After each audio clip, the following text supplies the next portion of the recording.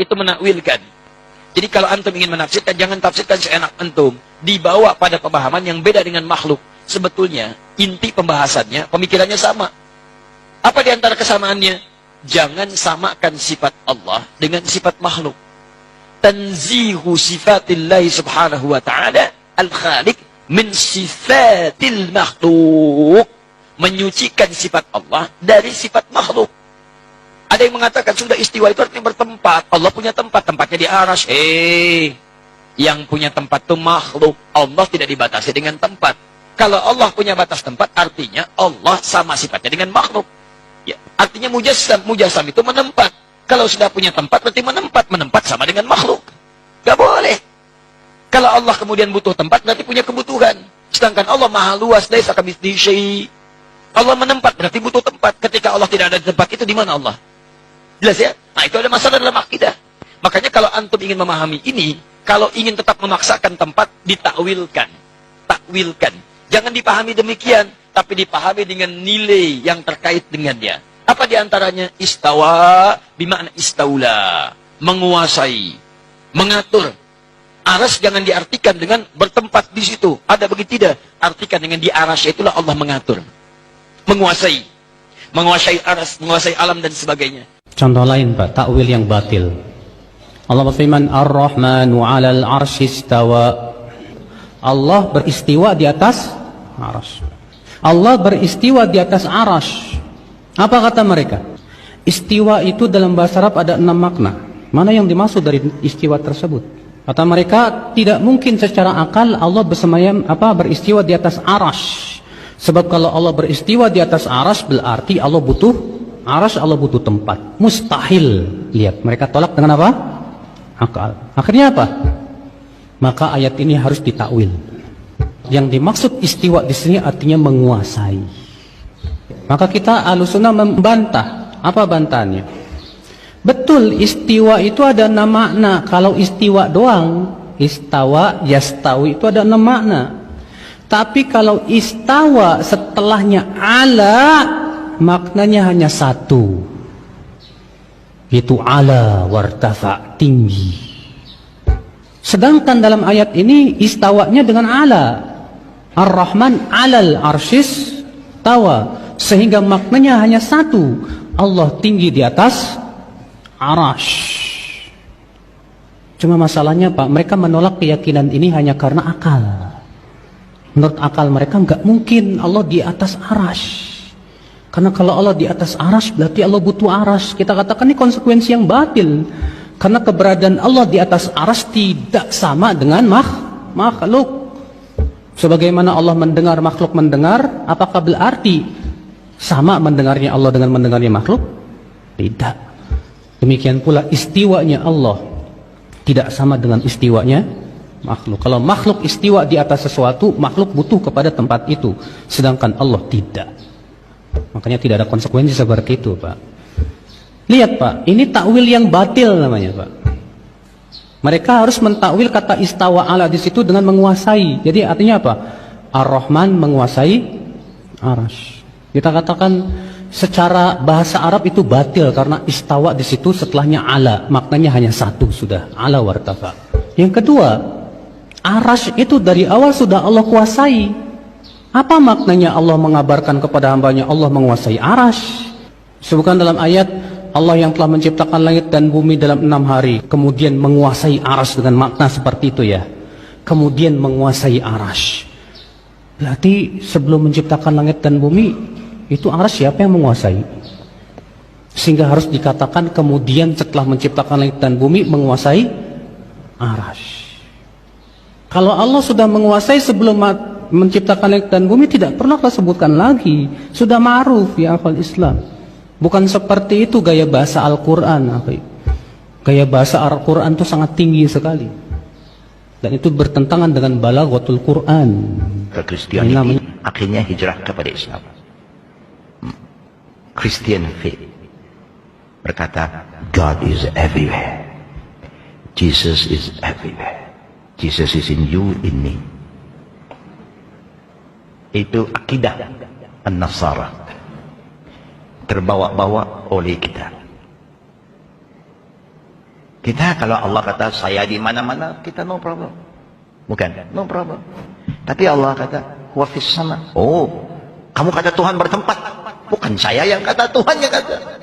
Yuk tak percaya, yuk jumpa dia, yuk tanya dia. Itu saja. Saya tak cakap apa, ini Allah yang cerita tentang keadaannya. Bukan saya hanya beriman dengan firman-Nya. Dia turun. Bukan, dia turun. Banyak cerita turun. Artinya dia mesti di atas baru turun. Ikut akliyah pun. Subhanallah, fitrah tauhid ini mengetahui Allah itu Esa dan Allah itu di langit itu fitrah. Saya pernah itu bilang kalau Bapak Ibu punya anak kecil, baru 2 hari lalu kemarin subhanallah saya juga praktikin kepada anak saya yang baru 2 tahun, ngomong pun belum bisa. Saya duduk sama istri, kemudian anak-anak lagi main di depan saya, kemudian datang yang paling kecil. Kemudian saya pangku anak itu. Sambil ngobrol bercanda-bercanda, dia belum bisa ngomong, saya baru ajar kata-kata. Terus tiba-tiba tidak di benak saya. Saya bilang istri saya, coba dengar ya, kita tanya. Di mana Allah nak? Ngomong aja belum bisa. Subhanallah, alami tangannya begini. Tunjuk ke langit. Dan hampir semua anak saya coba praktikin itu. Semuanya, di mana Allah? Tunjuk ke langit. Padahal dia belum faham. Fitrahnya ada. Mengenal Tuhannya itu ada. Ini pernah diajarkan oleh dosen kami di Madinah. Dia bilang semua anak-anak yang belum rusak fitrahnya, kalau ditanya dia akan tunjuk ke langit. Padahal dia tidak faham itu.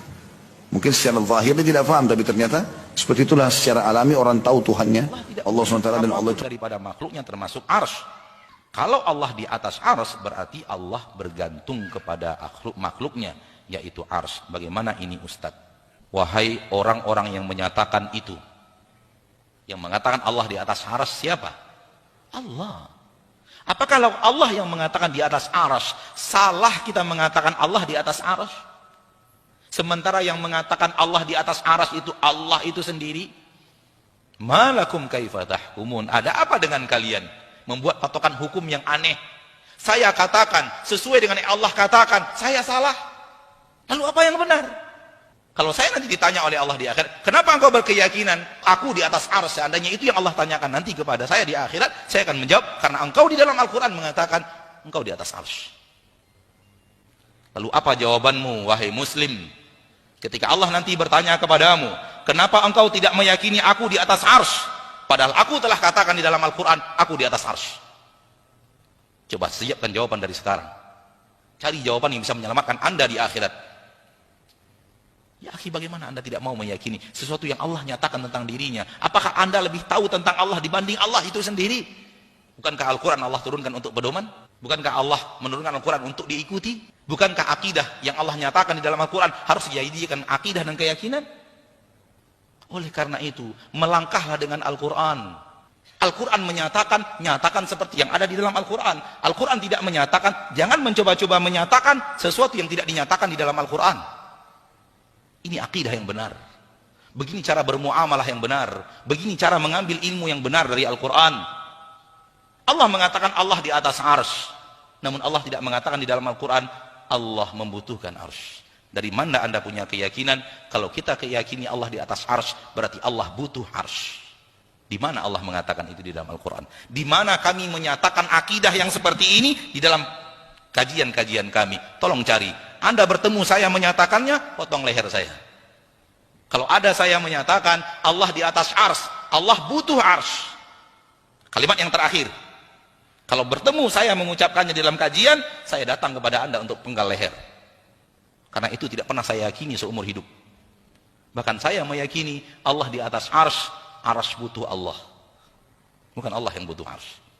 Kalau anda tidak berani menyatakan seperti yang Allah nyatakan di dalam Al-Quran, kemana anda akan mencari keselamatan di akhirat? Baik. Fahamlah kita terlalu cerdas. Sehingga kecerdasannya membuat dia sesat. Kenapa terlalu cerdas? Karena rumus ilmu Allah dia pakai rumus ilmu manusia. Letak kekeliruannya ada di sini. Dia berbicara sesuatu tentang Allah, rumus yang dia pakai rumus manusia.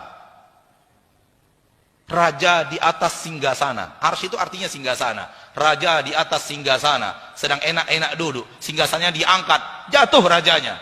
Seperti itu juga dengan Allah. Allah di atas arsy-nya, ketika singgasananya dibuang, Allah akan jatuh. Gitu. Itu rumus manusia untuk manusia, rumus makhluk untuk makhluk. Anda sudah berbicara Rabbul makhluk, pencipta makhluk. Maka jangan pakai rumus manusia untuk bicara Allah.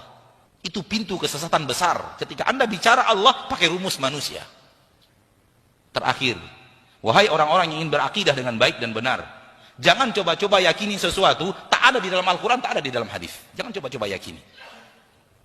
Kalau Anda ingin selamat akidah Anda, cukuplah yakini apa yang ada di dalam Al-Quran, apa yang ada di dalam hadis. Kalau Anda tambahkan, Anda sesat. Cukup kan apa yang Allah katakan, itulah akidah saya. Apa yang Allah nyatakan, itulah akidah saya. Apa yang dinyatakan oleh Nabi, itulah yang saya yakini. Saya tambahkan setengah saja, setengah itulah sesatnya. Saya tambahkan 5.000 tambahan, 5.000 itu sesatnya. Karena tidak ada di dalam Al-Quran dan tidak ada di dalam hadis. Yakini masalah gaib. Kita tidak bisa lihat dengan mata kita, tidak bisa pegang dengan tangan kita. Kita hanya menyerah dengan berita yang datang. Dan berita yang datang itu di dua tempat. Al-Quran satu, hadis satu. Maka cukupkan akidah Anda dengan apa yang ada di dalam Al-Quran, dinyatakan di dalam Al-Quran, dan apa yang ada di dalam hadis dan dinyatakan di dalam hadis. Cukup itu akidah saya. Tak tambah sedikit pun. 0,00001% pun tak akan saya tambahkan. Itu akidah yang benar. Karena akidah berasal dari ilmu gaib. Dan ilmu gaib tidak bisa kita deteksi dengan panca indera kita, sehingga kita bisa menyatakan sesuatu yang tidak dinyatakan. Makna arsy ala wartafa, di atas arsy.